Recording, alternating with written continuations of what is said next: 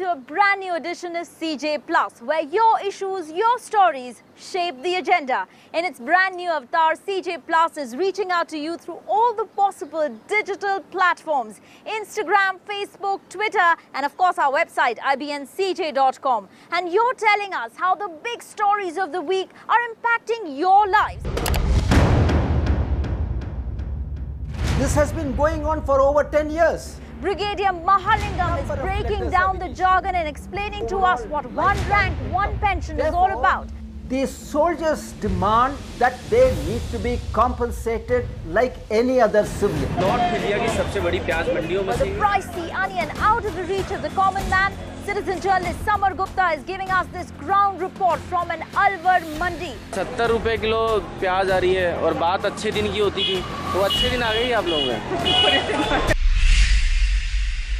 First up on the Citizen Journalist Show, the long-standing demand of the ex-servicemen: one rank, one pension. These are the men who fought for the honor of the country and are now out on the streets waiting for the government to stand by the promises that it had made. They're now using the Citizen Journalist platform to voice out their utter disappointment in the delay in the implementation of one rank, one pension.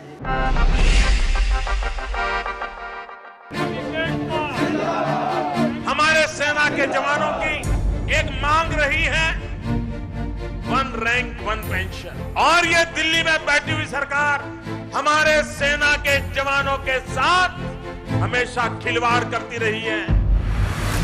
Happy to announce that government has accepted the principle of one rank, one pension for the defence forces. It is not inordinate delay, लेकिन जल्दी का जल्दी issue खत्म करना चाहिए.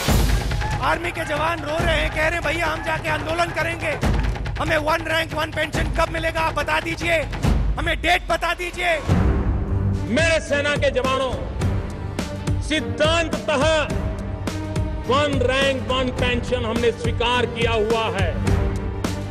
मुझे विश्वास है कि जिस विश्वास के साथ वार्ता चल रही है, मैं सुखद परिणाम की आशा करता हूं. You see that the subject of OROP is not a new one. It has been there for quite some time. The successive government came to power, made promises and forgot about it. It is because veterans did not make much difference in their vote bank. And in time of crisis, those in uniform always rose up to the occasion.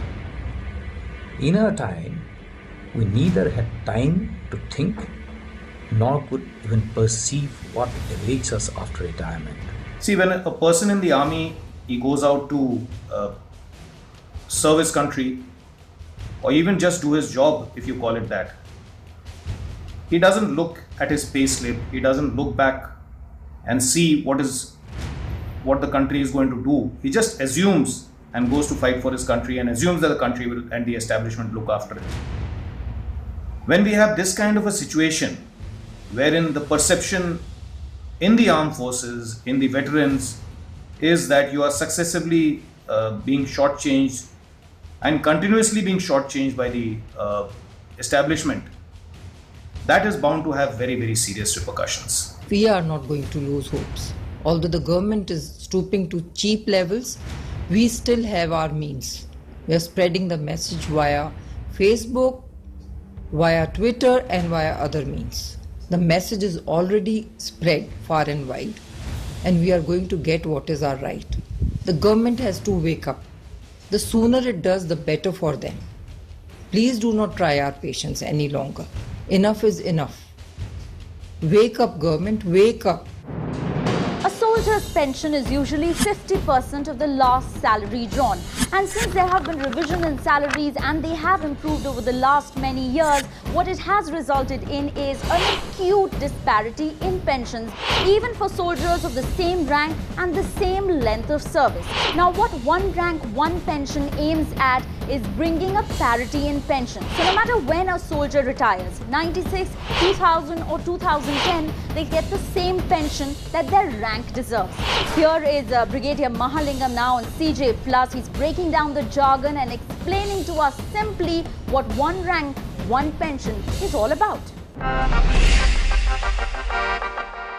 I'm Brigadier Mahalingam, and I have put in 35 years of service in the army. And I'm here to tell you what one rank, one pension is all about. It simply implies that the defense services personnel of the same rank and with the same number of years of service will get the same pension irrespective of their date of retirement. If you want to know the example, I am a brigadier with 35 years of service.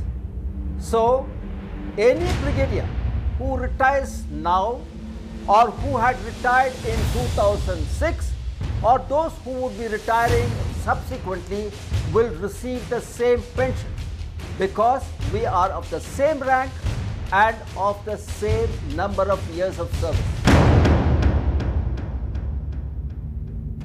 Every government employee retires at the age of 60, but a soldier, which includes from Jawan to officers, retire right after 15 years of service. That brings in a lot of differences in their overall lifetime income. Therefore, these soldiers demand that they need to be compensated like any other civilian. This has been going on for over 10 years. Number of letters have been issued to various dignitaries, to the Prime Minister, the President, the Defence Minister. The service headquarters have been taking up this case with the government, with the Ministry of Defence. All that I would like to say, implement it and respect the Parliament and the people of India. This is Brigadier Mahalingam, citizens journalist for CNN IB. One way for you to send us your stories, your concerns and issues is through your videos and pictures. You can send them to us on Twitter, Facebook or ibncj.com. Let's connect then to CJ Plus team's Akansha Pradeep, who's going to run us through all the inputs that you sent us this week. Hi Akansha, what are the big issues you would say that are coming through the videos and pictures that have come to us this week? Hi Megha, citizens from across the country are turning journalists and picking up issues that matter to them. Let me take you through some of the videos and pictures that we've received this week. These pictures of uprooted trees have been sent to us by citizen journalist Arpit from Indrapuram in Ghaziabad. Now he says that due to improper drainage system during monsoons, the water gets accumulated and weakens the roots of these trees. Now this video of a traffic jam at the Accra Road in Kolkata has been sent to us by the people of the Garden Reach Society. They say that such traffic jams are a common sight in the area and often the blatant disregard for traffic rules have also resulted in many fatal accidents. Citizen journalist Gaurav Gupta from Delhi sent us these pictures of pollution checking centers on NH8, and he says that these centers not only lacked proper equipment but were also badly managed. Now these pictures of dirty trains is something that we all can relate to. Our citizen journalist Tinu Thomas was travelling on the 2-tier AC coach of Kamakhya Superfast train, and he says that all through the journey the train was never cleaned. Citizen journalist Rajoshi Das has sent us this picture of an abandoned metro site from the Phool Bagan area of Kolkata, which he says has become a breeding ground for mosquitoes. As you can see from the picture, a lot of garbage and water has already accumulated here. This picture of children carrying buckets of water caught the attention of citizen journalist Akash, who is a street photographer, and he feels that there should be toys and chocolates in these little hands instead of these big buckets. Well, you'll concede eating out or eating at home has become more expensive thanks to the skyrocketing prices of onions. Our next CJ Plus report comes from Alwar, the biggest onion mandi of the north of India, where our citizen journalist Samar Gupta is picking up his camera and is getting us voices of the wholesalers, retailers, farmers and the ultimate consumer on how the soaring prices of onions is leaving everyone teary-eyed. North India की सबसे बड़ी प्याज मंडियों में से एक अलवर की प्याज मंडी में मैं खड़ा हूँ इस समय सीजे समर गुप्ता, और प्याज के भाव को लेकर किस तरह के हालात हैं उसकी जानकारी मैं आपको देने जा रहा हूँ। तो चलिए मेरे साथ और देखते हैं कि आखिर प्याज के जो भाव हैं इनको लेकर एक थोक विक्रेता से लेकर रिटेलर और साथ ही आम उपभोक्ता क्या कहता है।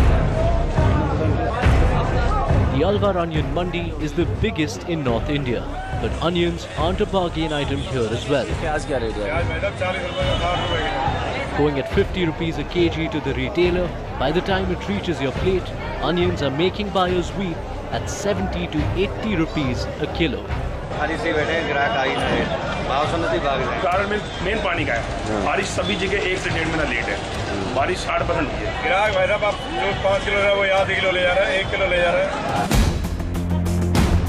Blame it to low production, lack of rains or hoarding, but this steady rise in prices has forced many households to cut down on their consumption. सीधी बात है, महंगाई तभी तो आधा किलो ले रहे हैं, वो भी दुकानदार देने को तैयार नहीं है। प्याज खराब हो रही है। क्या रेट दे रहे हैं? 70 रुपये किलो।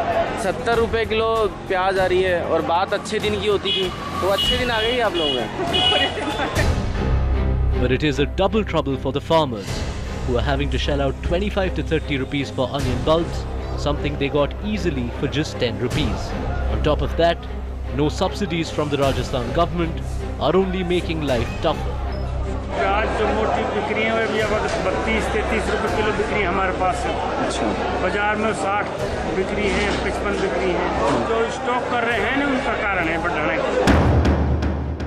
जिस तरह हमने आपको दिखाया कि किस तरह अलवर की जो थोक विक्रेता मंडी है वहाँ पर किस तरह के हालात हैं, और प्याज के कण से लेकर जो मेन प्याज है वो किस रेट में बिक रही है। लेकिन आम आदमी की थाली से ही प्याज का स्वाद क्या इसी तरह मौसम की बेरुखी के चलते गायब होता रहेगा, या सरकार भी इस ओर कोई कदम उठाएगी? क्या सब्सिडी के तहत कहीं ना कहीं किसानों को या जो भी इस व्यवसाय से जुड़े हुए लोगों हैं उनको एक राहत प्रदान करेगी? अलवर से CNN IBN के लिए मैं CJ reporter Samar Gupta. Time now for us to slip into a very short break, but more Citizen Journalist report on the other side.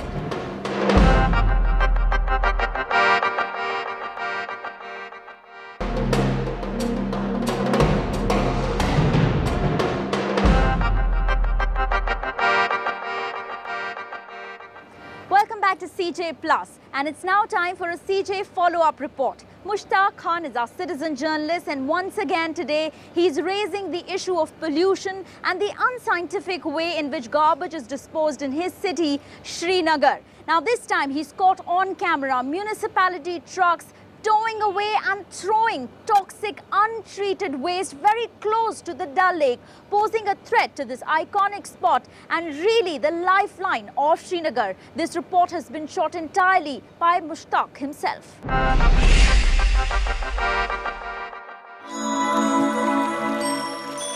Once an iconic tourist spot, Dal Lake is facing serious pollution crisis. Encroachment, sewage inflow and chemical pollution might soon result in the death of the Dal Lake. Hi, I am Mushtaq Khan. Citizen journalist Mushtaq Khan last year exposed the unscientific disposal of municipal waste in his city of Srinagar. Look here, all sorts of disposal of waste is carried out altogether. The garbage dump of the lone dumping yard is generating a foul stink. Heaps of garbage lie untreated and rotting here. These visuals of leachate oozing out from the land are testimony to the toxic content seeping into the water table. I think we have no human rights, not even animal rights. हम उनको कहते हैं कि हमको water supply आप कर दीजिए, हमको इलेक्ट्रिसिटी नहीं चाहिए, हमको रोड्स की फैसिलिटी नहीं चाहिए, लेकिन जो अल्लाह ने मेन हमको ये जो ऑक्सीजन, प्योर ऑक्सीजन फराहम किया था, कम से कम वो तो हमको चैन से लेने दीजिए. In his report, Mushtaq exposed how the leachate treatment plants set up by the municipality are a complete eyewash. Every morning, around 20 municipal tankers carry this leachate from the plant and dump it into the drains. Despite picking up this issue and exposing the lack of will of authorities, the abuse of Dal Lake continues. This leachate-filled tanker. These visuals were shot by citizen journalist Mushtaq Khan this week, where he spotted another municipality truck taking the untreated leachate to be dumped near Dal Lake. Every day, almost some 20 tankers like this are unloaded here, because all the STPs around this Dal Lake almost defunct. They don't work, and the leachate that is emerging from there is being deposited here. पिछले 2 साल से यहाँ पे इन्होंने dumping yard बनाया। यहाँ पे नज़दीकी डल है, ये बोल रहे हैं कि डल बचाओ। डल कहाँ से बचेगा? यहाँ पे जो सारे रह रहे हैं ना, दाएं बाएं हर जगह इतनी बदबू आती है, यहाँ कोई चल नहीं सकता। This continued disregard for public health and natural resources is shocking, and despite the locals appealing to the authorities, the dumping continues. I will continue to follow this story with CJ team in Srinagar. This is Mushtaq Khan, citizen journalist for CNN IBN.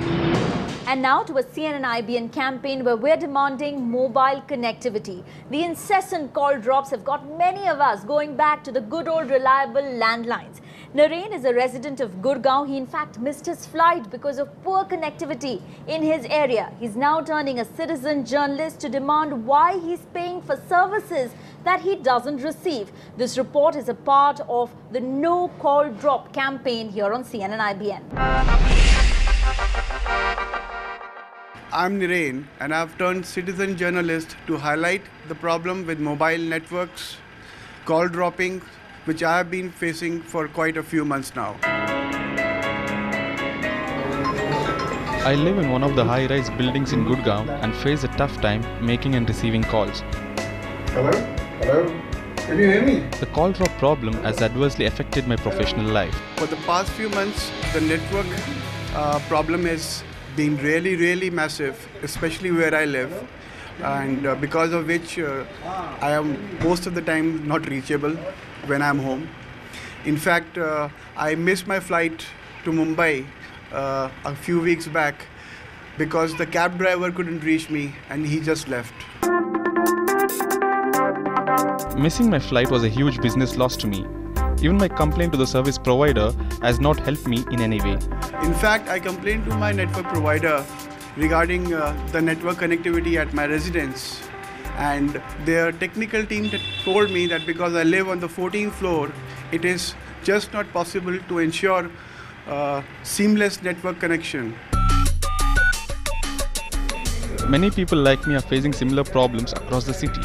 India has over 100 crore telephone connections now, but there has been no improvement in the quality of the services for the customers. When I was on 3G, I wasn't able to get through to the call. But so I went to my phone, right, I changed the network carrier to 2G, and then it was perfectly fine. I would rather recommend all the telecom companies to spend money on building up on their infrastructure rather than the millions of dollars that you keep on spending on advertising. Conference calls at work, when 3 or 4 people are sort of taking the call together, right?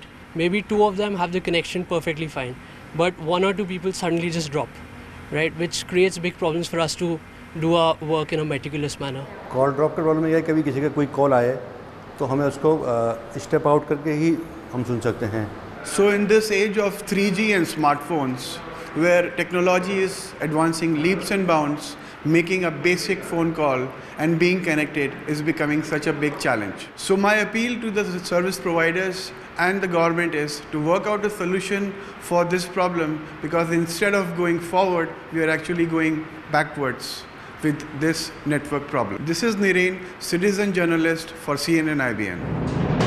You too can send us your stories. We look forward to your feedback as well. You can do that on IBNCJ.com, Facebook or Twitter. With that, we are wrapping up this edition of CJ Plus. Remember, when you write to us, our digital team then gets in touch with you. From the entire team then, goodbye and take care.